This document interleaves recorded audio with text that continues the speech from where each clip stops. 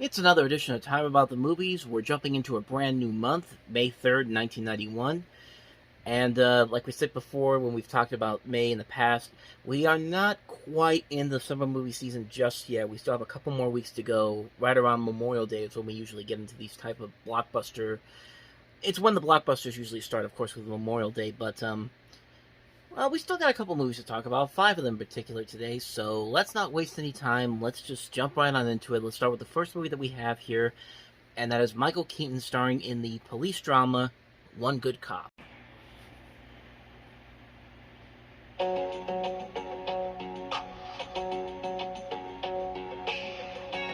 Artie Lewis is a giving husband. When we got married, I thought, great. I took it for granted what a miracle it is. A great partner.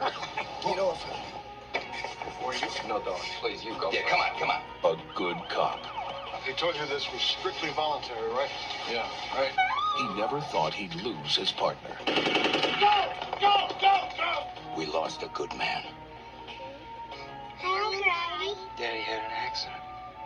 I want my daddy. He never thought he'd have children. He made me legal guardian of his kids. Means you gotta take care of them. Look out for their welfare. Trust funds, adoption, foster home, the whole bit.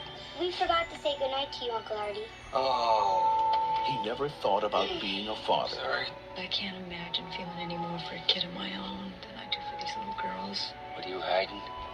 What do you got? Now it's his life. You can't keep them here. You can't keep them if Rita's working. All right, we know all that, all right? It's a family he can't afford to keep, Don't worry, Uncle Artie. but can't bear to lose. We gonna let him take our girls away, Artie? Now he's torn between the corruption he sees You know, Felix, you figure that little hump Clifford Ricks is making what, 80 G's a month? and the love he's discovered. You've been all my life. Between the injustice he feels He's fair, some low-life dirtbag. Has millions of dollars when other people can't put a roof over their heads. and the dreams he has. Why not give kids to people who can't support them? Hollywood Pictures presents Michael Keaton What are you gonna do, man? I don't know yet. in this world of crime and temptation. Mira, it wants to go to you. No, it's okay. It's all right. How does he remain one good cop? You know, Michael Keaton probably shouldn't have made the movie Pacific Heights before this, where he was a crooked cop, before he does this movie, where he's supposed to be a good cop. And the good cop in the title doesn't really add up here. I mean, this is a complicated movie to really get into, because on the one hand, I could kind of see what they're going for here. I could see what they were trying to do here, but unfortunately the script just does not work as well as I think they wanted it to. Michael Keaton's clearly trying his best here, as is Rene Russo, who plays his wife in this. It's not a bad concept here. You have a guy who his police partner is killed, and so he has to take in his family. And there's a lot there that could be done here but it's one of those movies where it tries to do the typical dramatic cliche things. Like, it's trying to manipulate your emotions to really get you invested in this and get you to cry and all that kind of stuff. And it's just like, okay, maybe if it's done well, it can work, but for the most part, the movie is just kind of mediocre about it. There's nothing really there that makes this movie really stand out, or do something completely different, or really tries to hide the fact that it is trying to manipulate your emotions. It doesn't even try that. It just, sometimes it'll do it pretty shamefully too at times. But I mean, the movie was just okay for the most part, but the part where it really falls apart is in the ending of the movie, where, you know, Michael Keaton does these things where he's trying to get these guys who are trying to go after his new family, and there's no consequences whatsoever. It's a happy ending. Keaton doesn't lose his job. He doesn't face any charges, and just some of the things that they do here in the climax, like, I mean, I get it. You want to have a happy ending. You want to make a crowd-pleasing movie, but sometimes you got to show the cold, hard truth about what would really happen in a situation like this. And what they do here is just like, no, man, there's no way you can make this a happy ending and make it seem like it's okay. It's just like, the stuff that he does in the end of this movie is just, it just makes no sense for it to end up like it is. Like, he gets off completely scot-free, and it's just, happy ending. Hope you enjoyed it, audience. We don't want to question your ability to think about this. We just want to give you what you want to see, and it's just like it just doesn't work. It just doesn't work as a whole. And like I said, it's a major disappointment on so many levels because you could clearly see that there's stuff in here that could work. They just needed a better script to do it with. And the director of this, Haywood Gould, actually wrote the movie Cocktail, which it's a guilty pleasure movie. It's not a very good movie, but it is one of those fun movies where you can look at it and enjoy it for what it is. But he also wrote the scripts for Streets of Gold. He also wrote Rolling Thunder, The Boys from Brazil, Fort Apache, The Bronx. This was his first directorial outing, and sadly, it just doesn't work as a whole. It's a movie that really... It's a disappointing movie. It's a disappointing movie because the potential that was there, the fact that you have these good actors, Michael Keaton and Rene Russo, and you just give them nothing to do here. You take the safe way out. You don't actually hit the audience with the cold hard truth and make people question, did he really do the right thing, or should there have been some consequences to it? And there's just nothing there. There's just nothing in this movie that makes it work as a whole, and it's a very big disappointment, to say the least. So that's my thoughts on One Good Cop. So let's go ahead and move on to the next movie, and that is A Rage in Harlem. Thank you for making me provident, for not putting obstacles in my way, such as women. In New York City, somewhere above 125th Street, something big is going down. There's gold in Harlem. The squarest guy in town. I'll have a milk, please. The coolest guy around. Give me your money. I don't think I would cut you, Reverend. Have mercy, son. And a very dangerous woman. Excuse me, but do we know you? Not in this lifetime. Oh! In one outrageous night, they're going to turn the town upside down and start a rage in Harlem.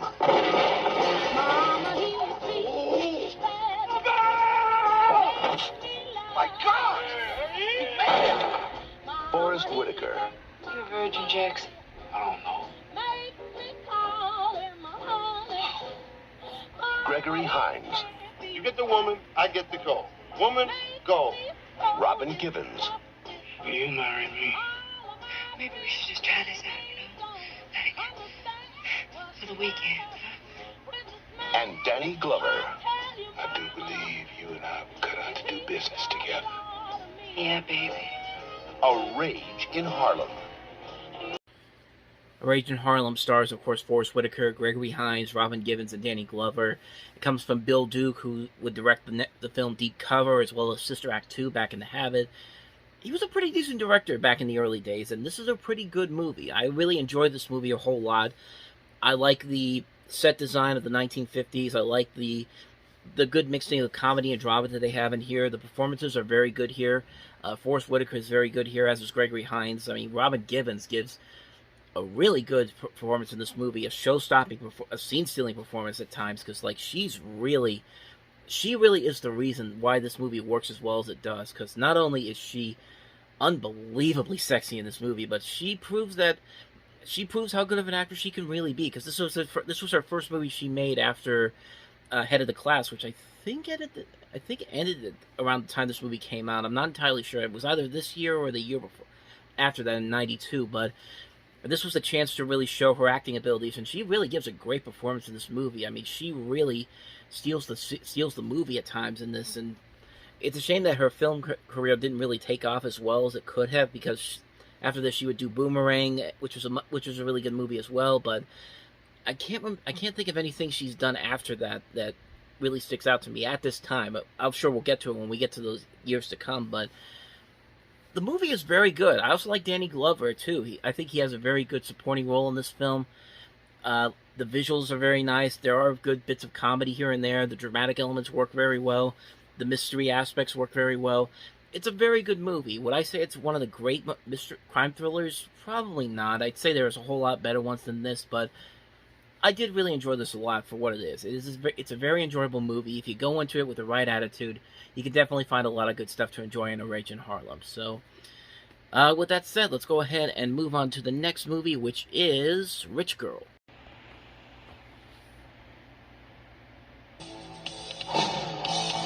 He's hot. He's dangerous. He's wild.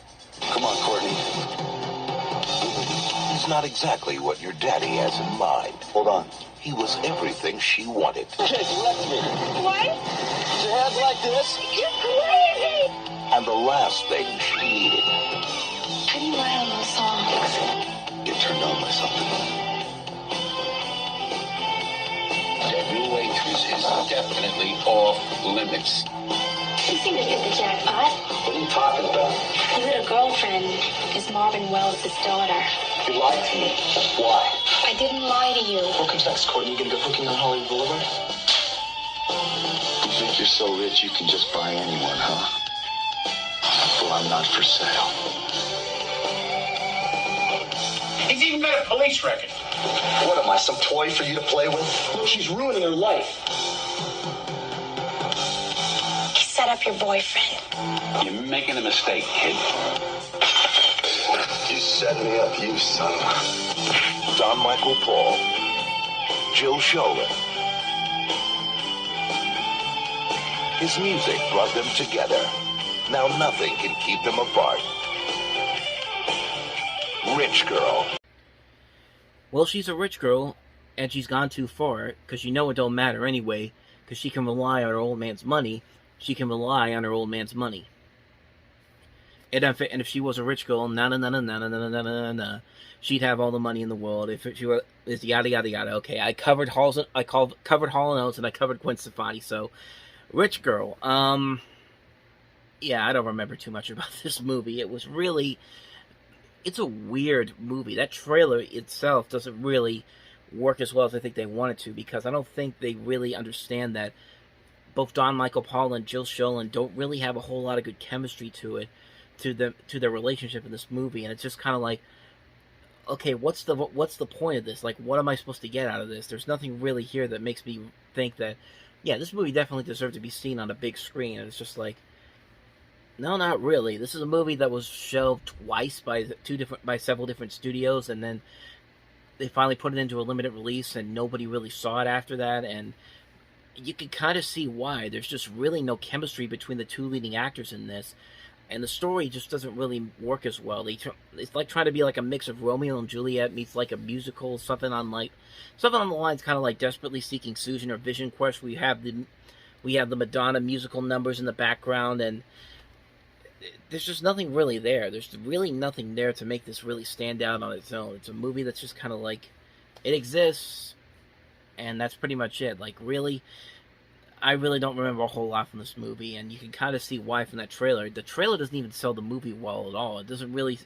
It tries to sell this upbeat teen dramedy in a type of way, but there's not really a whole lot of comedy to it whatsoever, and it just doesn't work. It just doesn't work as a movie overall. It just doesn't really work. Like, I keep saying that, but that's kind of how I feel about this movie, so...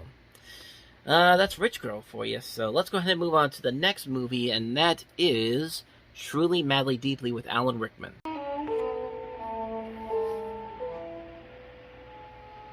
The day Jamie went away, Nina's whole world fell apart.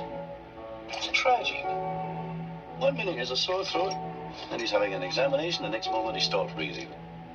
Then, without warning, he came back.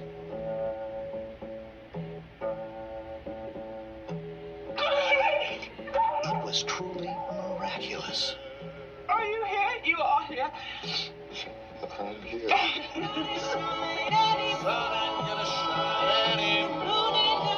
die properly. Maybe that's why I can come back.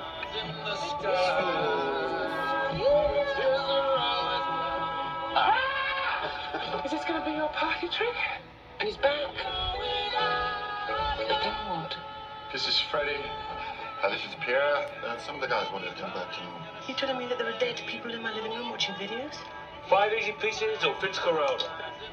But living in the past Was it like this before? can mean a life without a future. Did I call you? Yes. No, I'll call you. Where have you been? No way. I've sort of worked out that you're living with somebody else. How can she choose between the man she truly, madly, deeply loved. Can't believe I'm doing this. And another man, I love basically everything. Music, curry, I can practically recite the complete words of art. truly, madly, deeply alive. I've got to be somewhere else. It's very complicated. Darling, I don't want you to go. I don't know what I want. Truly, madly, deeply. Interestingly enough, this was directed by Anthony Minghella, who this was actually his first movie he had made in 12 years, because prior to this, his last movie was made in 1978.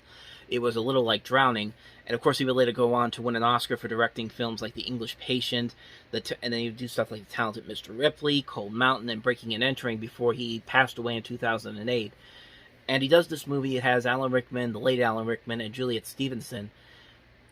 And in some ways, this kind of feels like a little bit like Ghost in a way, at first. But then you see all the other ghosts in here that come out and get involved in the situation here, and you also have the Juliet Stevenson character falling for another man, while she's also being haunted by her late husband, or boyfriend, I should say. They weren't really husband in they weren't really married in this, but I saw this a couple years ago, and I didn't think it was all that bad. I actually thought it was pretty good for the most part.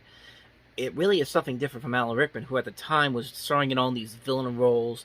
He wasn't really it was very rare to see him in a performance where he wasn't the bad guy.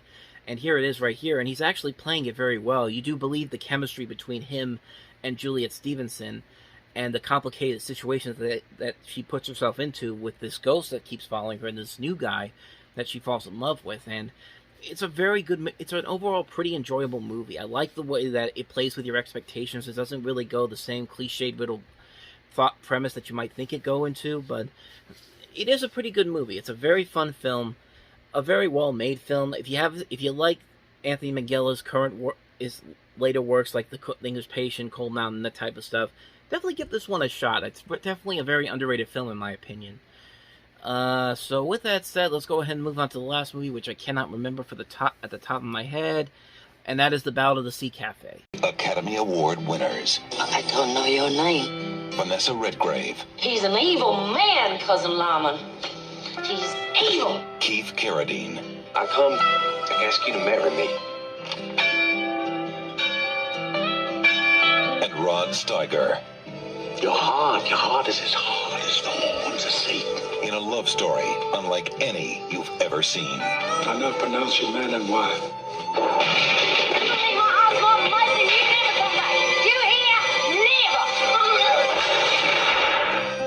I ain't finished with you. Just you remember that. I ain't finished with you. Every lover knows that deep in his soul, his love is a lonely and solitary thing. The Ballad of the Sad Cafe. Or The Ballad of the Sad Cafe.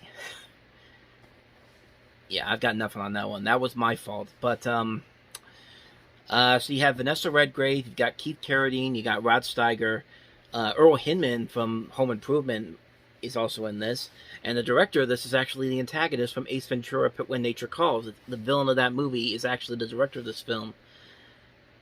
That's pretty much all I got for you, because I've never seen this movie, honestly, but, doesn't seem like it's that bad. I mean, it's a movie that looks like it's kind of like an anthology, kind of, which is based off of different stories from this book called The Ballad of the Sad Cafe, and, it's an Ismail Merchant film. Merchant Ivory, of course, produced this, and this is kind of what I expect from Merchant Ivory, honestly, but, yeah, like I said, I haven't seen the movie, so I can't really comment on it. You also got Austin Pendleton in it, Lanny Flaherty, Ann Patonak, Cork Hubbard.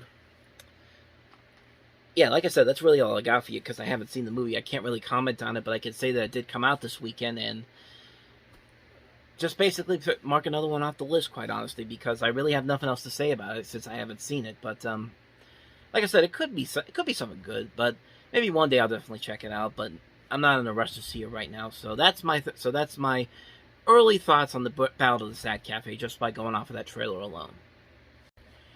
And so on that note, we wrap up another edition of Time About the Movies. Next time around, we'll jump into May 10th, 1991. We've got the sequel that everybody's been waiting for in FX2. Yeah, I don't know if anybody was really looking forward to FX2, but we'll definitely delve into that one. We'll also delve into Blake Edwards' comedy Switch with Jimmy Smits and Ellen Barkin, the documentary Madonna Truth or Dare, and also Sweet Talker. So 4 movies to look at next time around. So with that said, thank you guys for watching, and if you want to see more videos like this, check out the playlist on the next page, check out the previous episode, and I'll see you guys tomorrow for another new episode. So thank you for watching, I'll see you guys tomorrow, and until then, take care.